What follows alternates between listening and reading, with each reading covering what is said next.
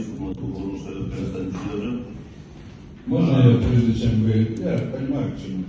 Сейчас приступите к голосованию, там все решения делают. Я обращаюсь к вам, как председателю. Я обращаюсь к членам комиссии. Прежде чем голосовать, все-таки подумайте очень хорошо. Правильно вы поступаете или нет? Дело в том, что если вы примете незаконное сейчас решение, основываясь на каких-то выдуманных вещах, значит, вы понесете огромное ответственность.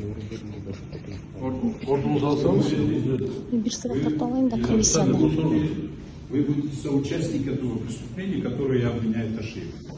Вы будете соучастником. Конечно, сейчас, возможно, вы сейчас, поскольку у вас все в руках, и суды, и прокуратура, все у вас в руках, вы, конечно, можете принять. Но придет время, когда обстоятельства поменяются. Я это все зафиксирую. И придется отвечать за это. Пожалуйста, я даже не этим вас хочу. Вы руководствуетесь собственной своей совестью. Не надо поддаваться давлению со стороны Ташиева. Который все узурпировал, в том числе и ГКНД. Все узурпировал. Я это докажу. Спасибо. Вы имеете право.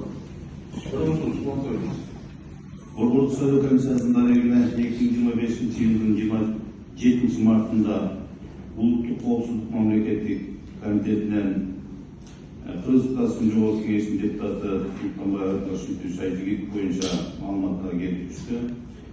Ушул улуттук коопсуздук мамлекеттик комитетинин маалыматына ылайык Кыргызстандын улуттук коопсуздук мамлекеттик комитети тарабынан тиешелүү контур салгындоо иш-чараларынын жүрүшүндө 1978 жылдын 27 майында туулган Айжигит Султанбай Абдрашитовичти Кыргыз Республикасынын жогорку кеңешинин депутаттарына талапкер кылып каттоодо Кыргыз Республикасынын президентин жана Кыргыз Республикасынын жогорку кеңешинин депутаттарын шайлоо жөнүндө Кыргыз Республикасынын конституциялык мыйзамдын талаптарын бузуу фактылары тууралуу маалымат келип түшкөн.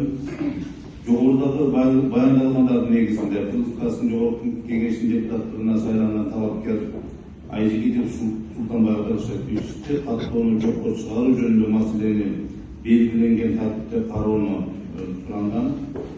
Борбордук сайлоо комиссиясы келип түшкөн материалдарды карап чыгып, ошондой эле жогоруда укук коргоо органдарынын өкүлдөрүнүн маалыматтарын угуп төмөндөгүдөй жыйынтыкка келип атат. 2021-жылдын 14 январында, октябрында саясий партиянын Кыргыз Республикасынын жогорку кеңешинин депутаттарына талапкерлердин тизмесин жана анын ичинде талапкер Айжигитовдун документтерин көрсөтүү жөнүндө чечими партиянын чечими зарыл болгон документтер менен бирге Борбордук сайлоо комиссиясына тапшырылган документтер түндүк электрондук ведомство аралык өз ара аракеттенүү тутуму аркылуу ыймандуулук саясий партиясынан көрсөтүлгөн талапкерлердин соттуулугун текшерилген. Ошол текшерүүдө талапкер Айжигитов боюнча төмөндөгүдөй маалыматтар алынган. 2005 жылдын 10 январында Баткен райондук ички иштер бөлүмүнүн тергөө бөлүмү Кыргыз Республикасынын кылмыш жаза кодексинин 305 беренесинин 2-бөлүгүнүн 2-3 пункттары боюнча Султанбай Абдрашитович Айжигитовго кылмыш иши козгогон. Ошол менен бирге Кыргыз Республикасынын жаза процессуалдык кодексинин 225 беренесинин 2-бөлүгүнүн негизинде бул кылмыш иши кыскартылган, токтотулган. Экинчи, 2017 жылы Сокул райондук ички иштер бөлүмүнүн тергөө бөлүмү тарабынан Айжигитов Кыргыз Республикасынын кылмыш жаза кодексинин 234 беренесинин 2-бөлүгүнүн 3-пункту менен кылмыш жоопкерчилигине тартылган. Кыргыз Республикасынын ички иштер министрлигинин маалыматтык технологиялар башкармалыгынан алынган маалыматына ылайык көрсөтүлгөн кылмыш иши боюнча чечим келип түшкөн эмес деп айтылат. Кыргыз Республикасынын Жогорку Кеңешинин депутаттыгына саясий партия тарабынан бирдиктүү шайлоо округу боюнча көрсөтүлгөн талапкер жөнүндө маалымат тууралуу номер 4 формасын толтурууда талапкер Айжигит тарабынан соттуулугу деген графага жок деп белги белгиленген. Борбордук шайлоо комиссиясынын 2021 жылдын 24 октябрындагы номер 860 чечим менен Айжигитов Имануру саясий партиясынын талапкерлер тизмесинде номер 5 талапкер болуп катталган. Борбордук шайлоо комиссиясынын 2021 жылдын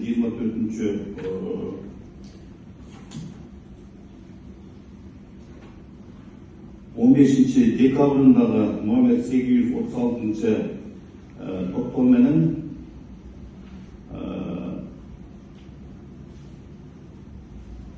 Айжигитов Кыргыз Республикасынын Жогорку Кеңешинин шайланган депутаты деп танылган.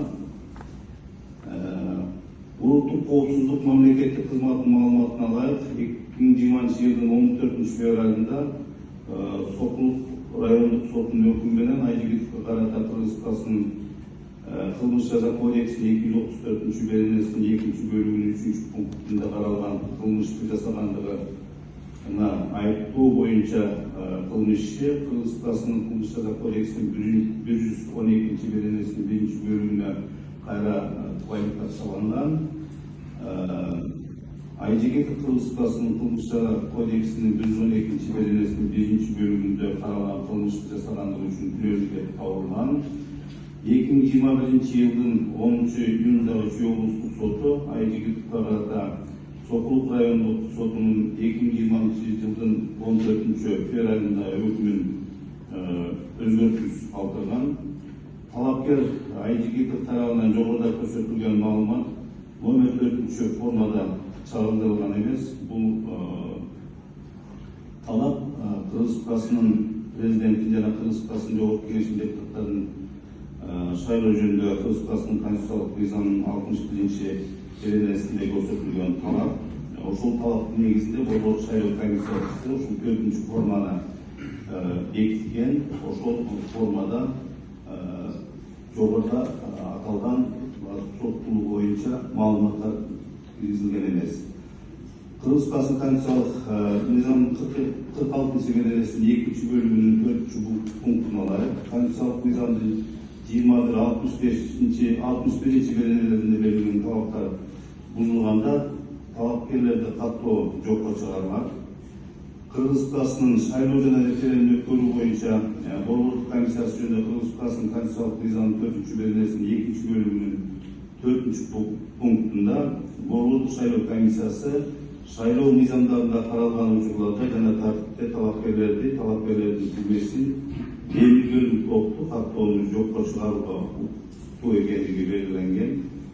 Жогорудагы баяндалгандардын негизинде Кыргыз Республикасынын президенти жана Кыргыз Республикасынын Жогорку Кеңешинин депутаттарын шайлоо жөнүндө Кыргыз Республикасынын конституциялык мыйзамынын 46 беренесине Кыргыз Республикасынын шайлоо жана референдум өткөрүү боюнча борбордук комиссиясы жөнүндө Кыргыз Республикасынын конституциялык мыйзамынын 3-4-8 беренелерине ылайык төмөндөгүдөй долбоор сиздерге сунушталып атат.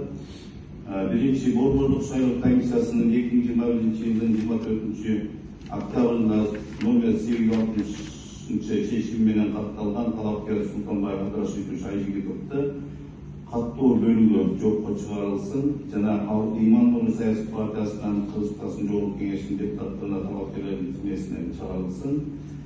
Экинчи борбордук шайлоо комиссиясынын 2021 жылдын 15 декабрындагы номер 836 токтомунун 7-пунктунун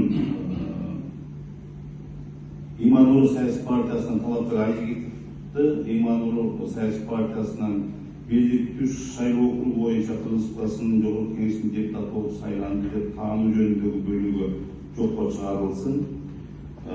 Борбордук шайлоо комиссиясынын 2021 жылдын 28 декабрындагы номер 844 токтомунун Имануру саясий партиясынан бирдиктүү шайлоо округу боюнча Айжигитовду Кыргыз Республикасынын Жогорку Кеңешинин депутаты каттоо жөнүндө бөлүгү жокко чыгарылсын. 4-нчү Кыргыз Республикасынын Жогорку Кеңешинин депутаты Айжегил Султанбаев Абдрашидовичтин күбөлүгү жараксыз табылсын. Бул топтон көчүрмөсү Кыргыз Республикасынын Жогорку Кеңешине жөнөтүлсүн. Топтомдун атталышын көзөмөлдөө, контролдоо Кыргыз Республикасынын шайлоо жана референдум өткөрүү боюнча Борбор комиссиясынын төрагасынын орун басары Айдан Асадов мына жүктөөгө жүктөлсүн. Деген болбосун.